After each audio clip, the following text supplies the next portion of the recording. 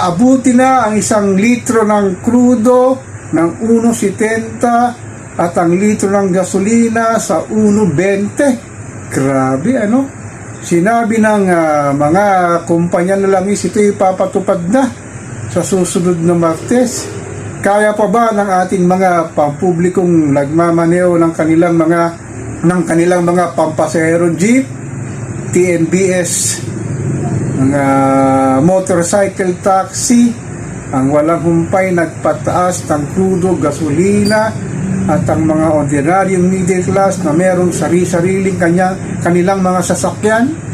Kaya ang panawagan ng taong bayan, kasama na ang mga political analysts, ang ilang mga namumuno na sa mga sinasabing civil society, na tanggalin na excise tax at kung maaari tanggalin na rin ang VAT.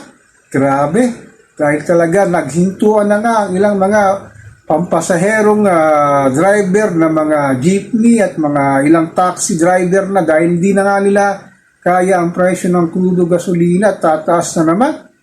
Sa gitna ng tensyon sa gitnang salangan, sa gera ng Amerika, Israel laban sa Iran, ay patuloy talaga ang impact nito sa ating mahal na inang bayan.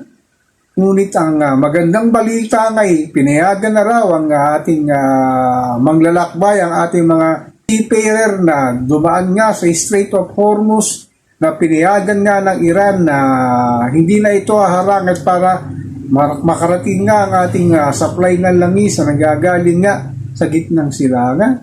Ang problema nga sa patuloy ng pagbaba ng piso kontra dolyar ay talagang hindi pa rin bababa ang presyuhan dito sa ating mahal na inang bayan. Kaya hindi na nga alam ng mga sinasabing nasa laylayan, lalo na ang pamilya ng mga jeepney driver, taxi driver, ang mga motorcycle taxi na ang kanilang ihahapag sa kanilang hapagkainan ay talagang mahirapan na raw sila dahil nga sa walang humpay nagpagtaas ng crudo, gasolina.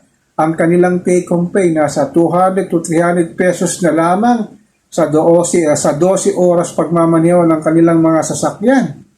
Umaangal na rin ang mga middle class na may nagmamay-ari ng kanilang mga sasakyan.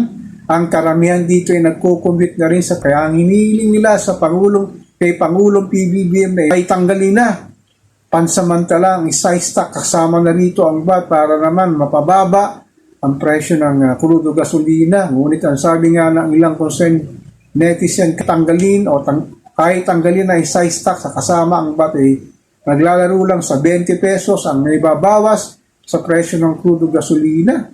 Ang talagang malaking problema rito ang sinasabing kailan hihinto ang sinasabing tensyon sa gitnang silangan para kahit papaano bumaba na ng presyuhan sa international market ng ating mga kinukuwang langis sa gitnang silangan.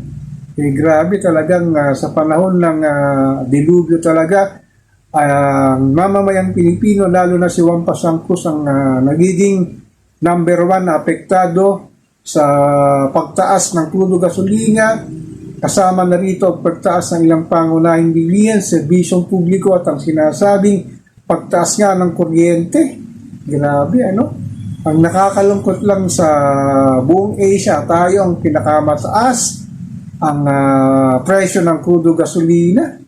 Ipinakita ito sa isang sinasabing impormasyon sa social media. Talagang ang grabe talaga ang taas ng ating produkto ng langis ay binibenta sa merkado, na ang taong bayan ay mawalang magawa kundi bumili lamang ng kanilang ipanggagamit sa kanilang mga sasakyan. At itong mga politiko ay palibasa, libre ang kanilang crudo, gasolina, walang pakialam para tulungan ang mamamayang Pilipino, lalo na si Juan Pasangcos na hindi na talaga alam kung ano ang gagawin para mapahaba ang kanilang sinasabing pang-araw-araw na gastusin na kanilang nararanasan sa kanilang buhay.